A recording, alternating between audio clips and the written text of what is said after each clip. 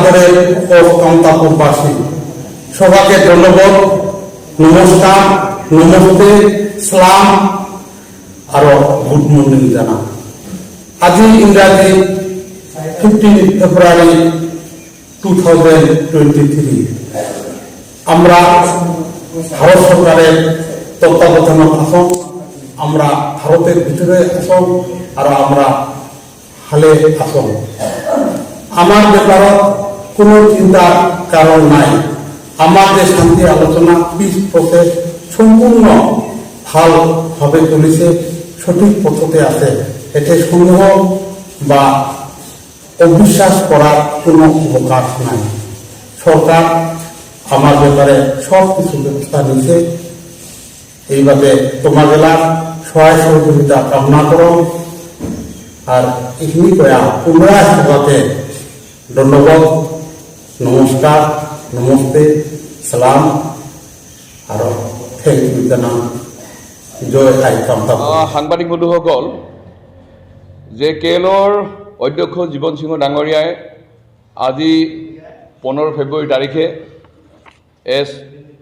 Press বিবৃতি জাৰি কৰিছে আৰু এই প্ৰেছ বিবৃতিৰ জৰিয়তে তেখেতে কচ কমতাবাসী ৰাইজক সম্বোধন কৰিছে, বৈপ্লৱিক অভিনন্দন জনাইছে আৰু এই প্ৰেছ ৰিলিজৰ জৰিয়তে শেহতীয়াভাৱে বিভিন্ন সংবাদ পত্ৰত যি বিভ্ৰান্তিকৰ কিছু কথা প্ৰকাশ পাইছে যে জীৱন সিংহ ডাঙৰীয়া কেন্দ্ৰীয় চৰকাৰৰ ষড়যন্ত্ৰৰ বলি হ'ল, তেখেত প্ৰতাৰণাৰ বলি হ'ল, তেখেতক ভাৰত চৰকাৰে কৌশল কৰি আনি তেওঁক আত্মগোপন কৰি ৰাখিছে, এনেকুৱা বিভিন্ন ধৰণৰ বাতৰি প্ৰকাশ পাইছে। আৰু এই কথাটোক লৈ কেএলৰ অধ্যক্ষ জীৱন সিংহ ডাঙৰীয়া কিছু দুখ প্ৰকাশ কৰিছে আৰু তেখেতে আজিৰ এই বিবৃতিৰ জৰিয়তে কচ কমতাবাসী ৰাইজক তেওঁ সম্বোধন কৰিছে। তেখেতে ভালে আছে বুলি কৈছে, তেখেতৰ সতীৰ্থ, তেখেতৰ পৰিয়াল সুস্থ আৰু সবলভাৱে সুন্দৰভাৱে আছে বুলি কৈছে, ভাৰত চৰকাৰৰ তত্ত্বাৱধানত তেখেতে আছে বুলি কৈছে। আৰু তেখেত যিহেতুকে যোৱা 11 জানুৱাৰী তাৰিখে এক বিবৃতিৰ জৰিয়তে কেন্দ্ৰীয় চৰকাৰৰ প্ৰধানমন্ত্ৰী গৃহমন্ত্ৰীক তেখেতে ধন্যবাদ জনাইছে। অসমৰ মুখ্যমন্ত্ৰী ডক্টৰ হিমন্ত বিশ্ব শৰ্মাক কেএলক মূলসুঁতিলৈ আনি কেন্দ্ৰীয় চৰকাৰৰ লগত আনুষ্ঠানিক বৈঠক কৰাৰ কাৰণে যি মধ্যস্থতা কৰিছে তেখেতে ধন্যবাদ জনাইছিল। আৰু তেখেতে অচিৰেই ভাৰত ভূমিত পদাৰ্পণ কৰাৰ কথাটো উল্লেখ কৰিছিল। আৰু তাৰপিছতে যোৱা 17 জানুৱাৰী তাৰিখে তেওঁ 9জন সতীৰ্থৰ সৈতে ভাৰত চৰকাৰৰ বিভাগীয় কৰ্তৃপক্ষৰ লগত যোগাযোগ কৰি ভাৰতবৰ্ষৰ মাটিত তেখেতে প্ৰত্যাৱৰ্তন কৰিছে। আৰু তাৰপিছত যোৱা 26 জানুৱাৰীৰ ভিতৰতে তেখেতেও আশা প্ৰকাশ কৰিছিল যে কেন্দ্ৰীয় চৰকাৰৰ আনুষ্ঠানিক দ্বিপাক্ষিক বৈঠকৰ জৰিয়তে কচ কমতাবাসী কমতাপুৰ ৰাইজৰ দাবীটোক ৰাজনৈতিকভাৱে সমাধান সূত্ৰ উলিয়াব। কিন্তু তেখেতে 17 তাৰিখত আহি পাল, তাৰ পৰা 26 তাৰিখলৈকে বেছি দিন নাথাকিল, মাত্ৰ 7-8 দিনৰ ডিফাৰেঞ্চ এটা হ'ল। আৰু সেই সময়ছোৱাত কেন্দ্ৰীয় চৰকাৰে জীৱন সিংহ ডাঙৰীয়াৰ লগত প্ৰত্যক্ষ দ্বিপাক্ষিক বৈঠকৰ জৰিয়তে কচ কমতাবাসী ৰাইজৰ দাবীক ৰাজনৈতিকভাৱে সমাধান সূত্ৰ উলিয়াবৰ কাৰণে সময় তেখেতসকলে নাপালে, যাৰ কাৰণে 26 তাৰিখৰ আগত আমি আশা কৰা ধৰণে হ'ল। কিন্তু আমি পূৰ্বেই কৈছোঁ যে আমি নিৰাশ হোৱা নাই, আমি আশাবাদী। আৰু কেন্দ্ৰীয় চৰকাৰে যিহেতুকে তেখেতক আশ্বাস প্ৰদান কৰি এই সমস্যাটো সমাধান কৰাৰ ক্ষেত্ৰত ভাৰত ভূমিত তেখেতক আমন্ত্ৰণ জনাইছিল আৰু কেন্দ্ৰীয় চৰকাৰৰ প্ৰধানমন্ত্ৰীৰ কাৰ্যালয়ৰ লগত প্ৰত্যক্ষভাৱে কথা পাতি তেখেত আহিছে।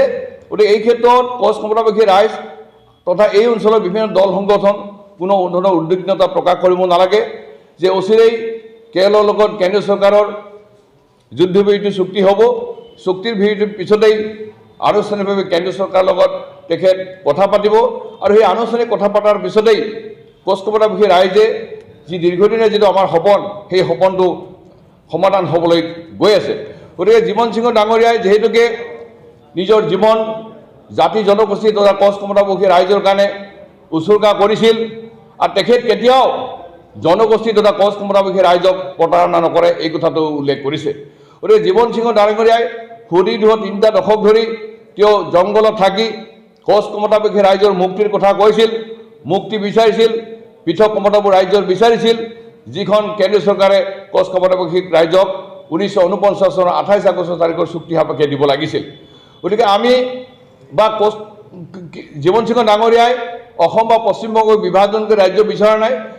তেওঁ বিচাৰিছে যে ঐতিহাসিক যিখন চুক্তি, সেই চুক্তিৰ আধাৰত গ শ্ৰেণীৰ যিখন ৰাজ্যৰ গঠনৰ কথা আছিল, সেই ৰাজ্যখন পুনৰ গঠন কৰিব লাগে।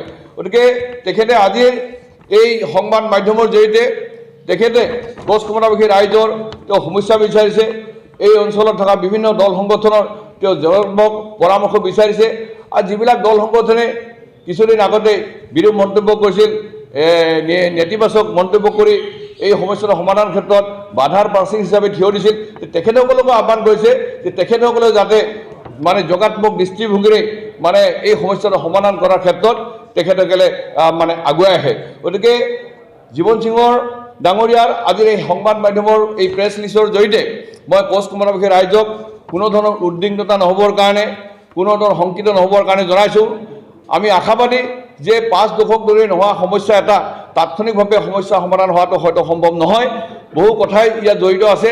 আৰু আমি তাৎক্ষণিকভাৱে এই সমস্যাটো সমাধান কৰি ক'ৰবাত কেৰণ থাকি যাওক, এইটো আমি বিচৰা নাই। গতিকে জীৱন সিংহ ডাঙৰীয়াই বিচৰা নাই। গতিকে বাস্তৱকৈ এই সমস্যাটো বিচাৰিছে। গতিকে জীৱন সিংহ ডাঙৰীয়াই আজিৰ এই মানে প্ৰেছ ৰিলিজৰ জৰিয়তে কোচ ক্ষমতাবাসী ৰাইজক তেখেতে এই কথাটো জনাইছে আৰু কোচ ক্ষমতাবাসী ৰাইজক তথা এই অঞ্চলৰ বিভিন্ন দল সংগঠনক তেখেতক মানে বৈপ্লৱিক অভিনন্দন জনাই শুভেচ্ছা জ্ঞাপন কৰিছে।